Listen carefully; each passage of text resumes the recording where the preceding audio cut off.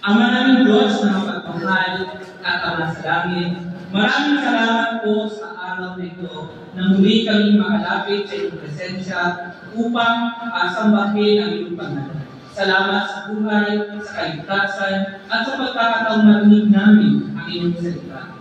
Ngayong umaga kami po ay natutupas ng aming puso at isipan upang marinig namin ang nais mo para sa amin.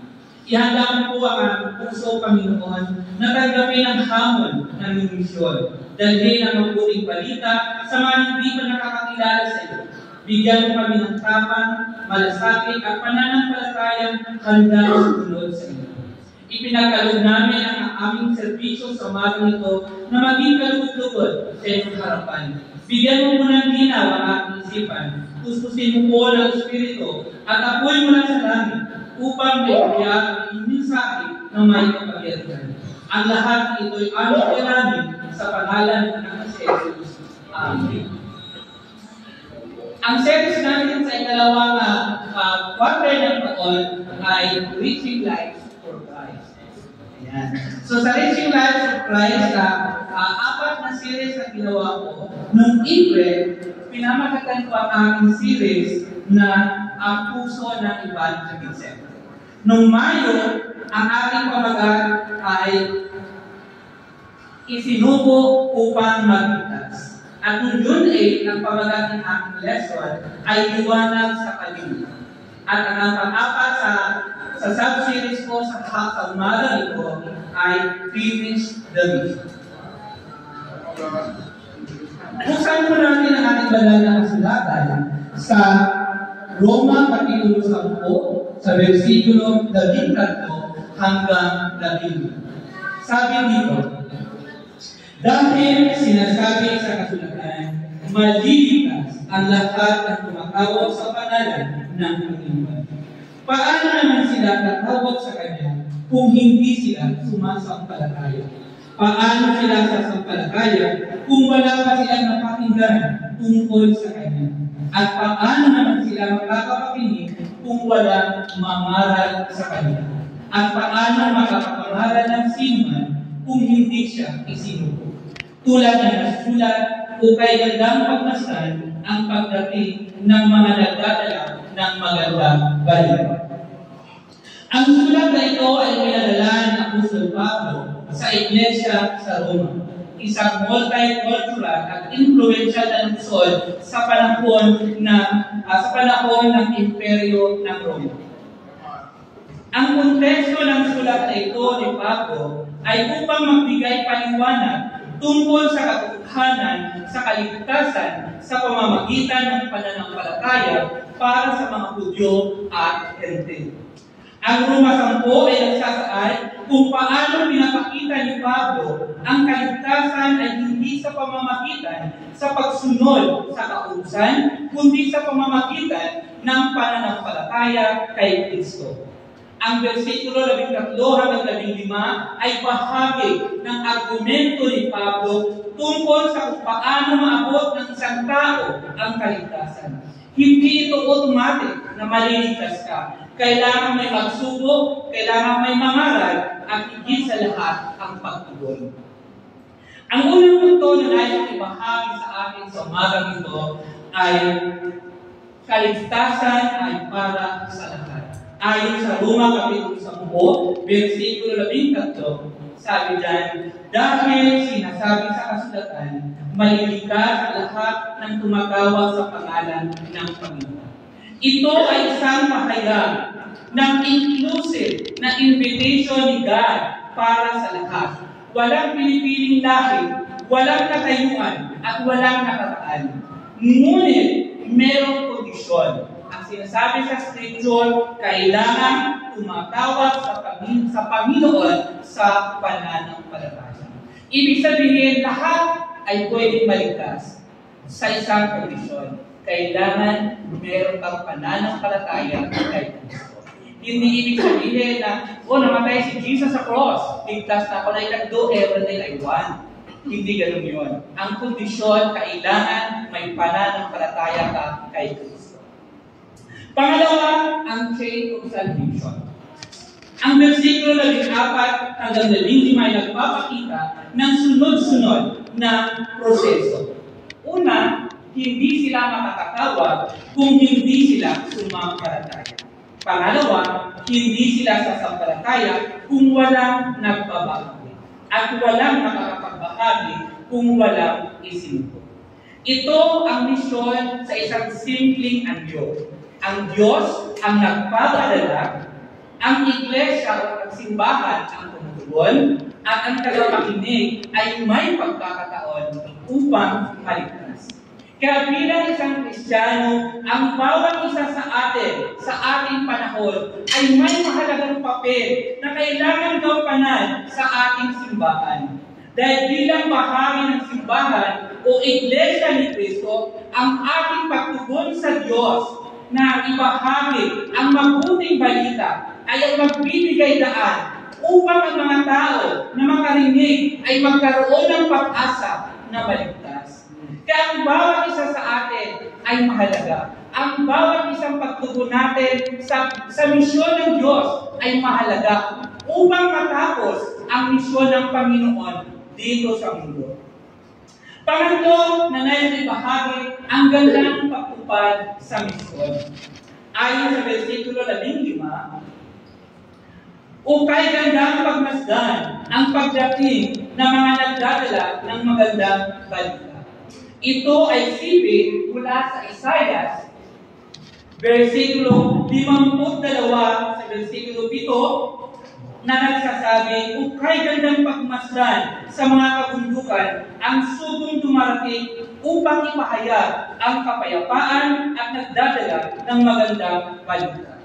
Sa konteksto sa panahon ni Isaiah, ito ay tumutukoy sa mga mensahero na nagdadala ng magandang balita ng tagumpay at kapayapaan. Sa ating panahon, bilang mga Kristiyano, tayo ang mensahero ng tagumpay ni Kristo Jesus na dapat hindi natin itinatago. Katulad ng mga nagdadala ng magandang balita, ibinabahagi nila ang kapayapaan sa panahon ni Isaiah. Sa panahon natin ngayon, bilang mga Kristiyano, meron din tayo mahalagang mensahe, magandang balita para sa mga tao upang makanta nila ang kaligtasan at kapayapaan. Pero paano na natin tapusin ang misyon ng Diyos? Una, ang misyon ay hindi tapos hanggang na hindi pa nakakarinig. Tayo ay bahagi ng pagpapalagana ng Ebanghelyo ng Diyos. Hindi lang ito tungkulin ng mga misyonaryo. Hindi lang ito tungkulin ng mga liderado ng simbahan, kundi tungkulin ng bawat Kristiyano na ibahagi ang magandang balita. Sa trabaho, sa paraaralan, sa bahay, sa social media, ito ang ating mission field. Ngunit kung titingnan natin ang ating mga social media accounts, ano ang makikita ng mga tao? Masasabi ba ng mga tao na manood sa profile mo na ikaw ay Kristiyano? Makikita ba ng mga tao sa mga social media accounts mo na ikaw nga ay tunay na Kristiyano? Sa paaralan, masasabi ba ng mga kaklase mo na ikaw ay Kristiyano? Sa bahay, masasabi ba ng mga kapitbahay mo na ikaw ay Kristiyano? Sa trabaho, masasabi ba ng mga katrabaho natin na tayo ay Kristiyano? Ito ang ating mission field. Saan man tayo naroon, iyan ay ibigay ng Diyos sa atin bilang mission field upang ibahagi ang Ebanghelyo ng Diyos. Pangatlo, maging available at hindi lang iyon. Hindi natin kailangan maging mahusay magsalita. Hindi natin kailangan maging magaling. Kailangan natin available tayo sa lahat ng oras.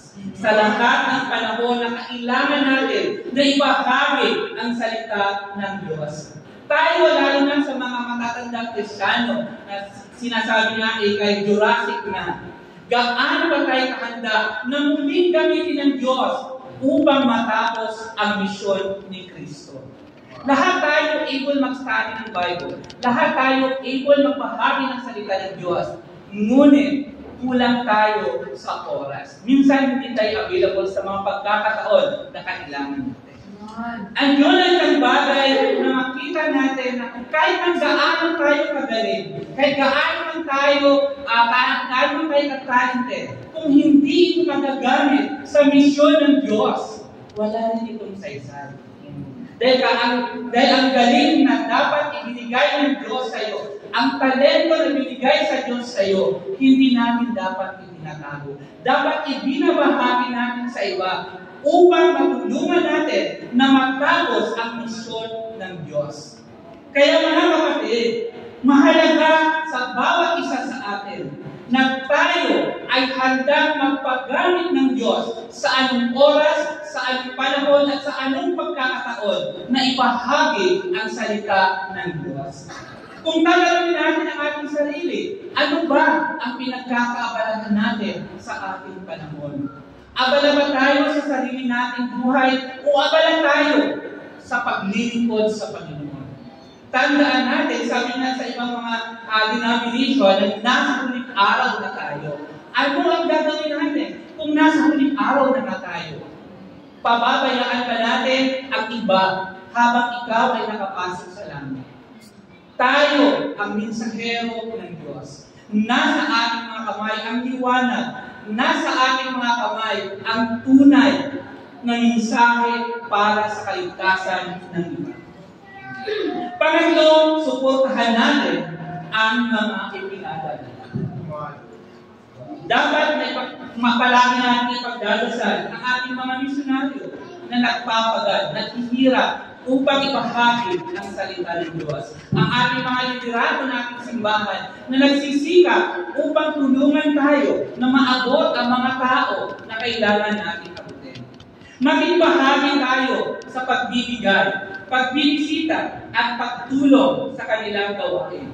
Ang ating pagbabahagi ng mga gawain sa simbahan at ang pagtupad sa ating tungkulin bilang isang Kristiyano ay isang paraan ng pagpapakita ng suporta sa Diyos sa kanyang hangarin na maligtas ang mga tao. Alam mo, personally, na-appreciate ko ang ating shepherding ministry. Makita natin kung paano sila magbigay ng oras, paano sila magbigay ng panahon, lalo-lalo na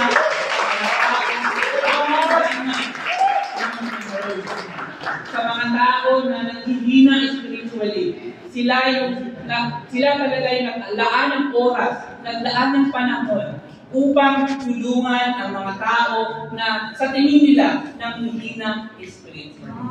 At isa yan sa mga bagay na pwede natin gawin. Tandaan natin na ang pagtulong natin sa gawain ng Panginoon ay bahagi ng pagtatapos sa misyon ng Diyos. Ang tanong lang sa atin, mga kapatid, tayo ba ay bahagi ng misyong ito ng Diyos? O nanonood lang tayo sa mga gumagawa ng misyon na ito?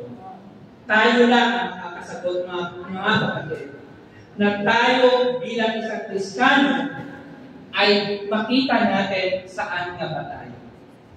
Ngayong araw, maaari tayong magdesisyon na lumakad bilang tagapagdala ng mabuting balita. Ang Diyos ay naghahanap ng mga tao maipapadala niya. Sa aming mga kaibigan na bibisita sa umagang ito, hindi po aksidente na kayo'y naririto. Hindi po aksidente kung bakit ka nakikinig. Naniniwala ako na God has sent you to be here because God wants you to be part of His mission. Kaya tanungin ninyo ang mga kaibigan na nagdala sa inyo para maibahagi sa inyo paano maging part ng misyon ng Diyos. Ano ang magiging takeaway natin sa umagang ito? Hindi matatapos ang misyon ng Diyos kung hindi tayo gagalaw. How can we hear if no one tells them? Tayo ang sagot sa tanong na ito. Paano makakarinig ang mga tao sa tamang mensahe ng Diyos kung hindi tayo kikilos, kung hindi tayo gagalaw. Hindi mag-grow ang simbahan kung tayo ay nanonood lang. Kailangan kumikilos, gumagalaw, nakikibahagi sa misyon ng Diyos. Dahil kung titingnan natin, marami pa mga tao ang nangangailangan ng relasyon sa Diyos. At nasa ating mga kamay ang kasagutan ng mga ito. Kaya magdesisyon tayo mga kapatid, kung magpapadami tayo sa Diyos upang matapos ang misyon ng Diyos. Hanggat hindi pa matatapos, hanggat hindi pa ang mga tao makarinig ng salita ng Diyos, hindi matatapos ang misyon ni Kristo. Tandaan natin mga kapatid na isa lang ang ibinili ni Jesus bago siya umakyat sa langit. Diba sa Matthew 28:20, go and make disciples. Walang ibang binili si Jesus bago siya umakyat sa langit, kundi gawing disipulo ang mga tao. Maging bahagi ka ba dito sa misyon na ito, mga kapatid? Maraming salamat sa pakikinig. God bless you.